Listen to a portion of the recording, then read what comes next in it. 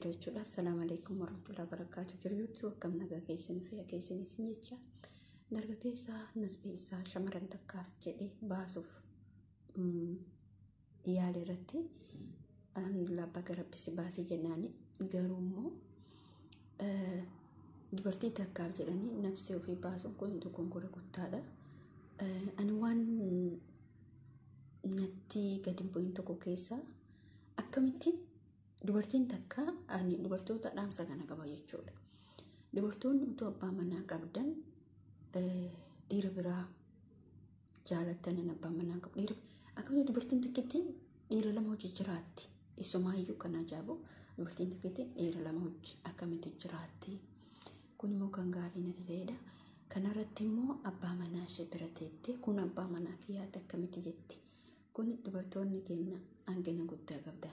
Garuu immoo mucichi dogoggorri inni qabu isa bira teettee nama biraatti haasoftee isa bira teettee abbaa manaa kiyyaa teettee isiisan sossobaa isa inumaa jechuudha.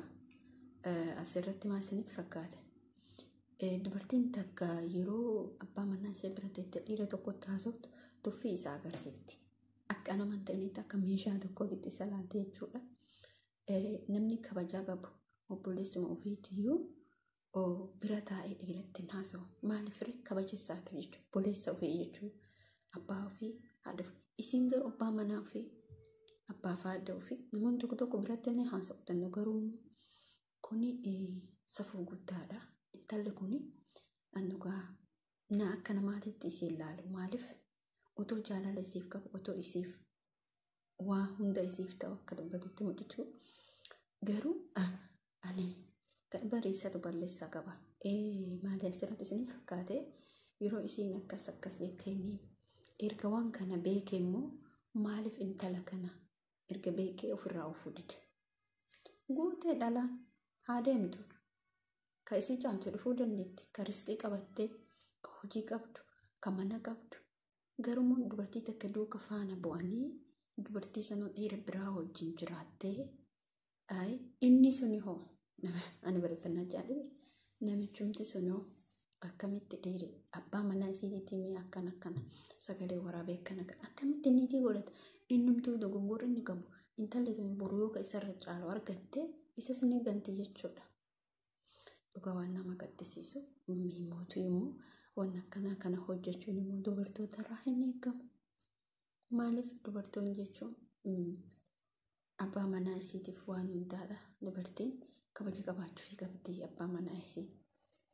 Kama argite duuka haasa'uu qabdu kama argite asirratti maal jedhan baankii dhayitee baankiitti hojjeta baankiitiif lakkoo isiin namni suni intalli kun jechuudha.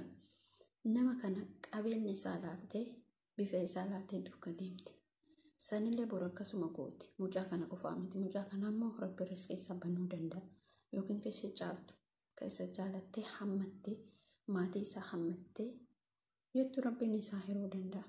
Asirratti isiin kun immoo dhaabbata hin qabdu. Waan irra gadi dhaabbattu hin qabdu. Maaliif hojjetan dhaabbata namni durarratti nama jaalala qabuuf irratti gadi hin dhaabbatin. Isin bakka ima deemti. Booddan isii karaarratti baate. Maaliif dhiiruma hundaa jaalatte jechuudha. Dhiiruma hundaa kabira geetti hundaa lakkoofsa laatti fi kalas hundumtuu ka isiiti. Hundumtuu warra isiiti.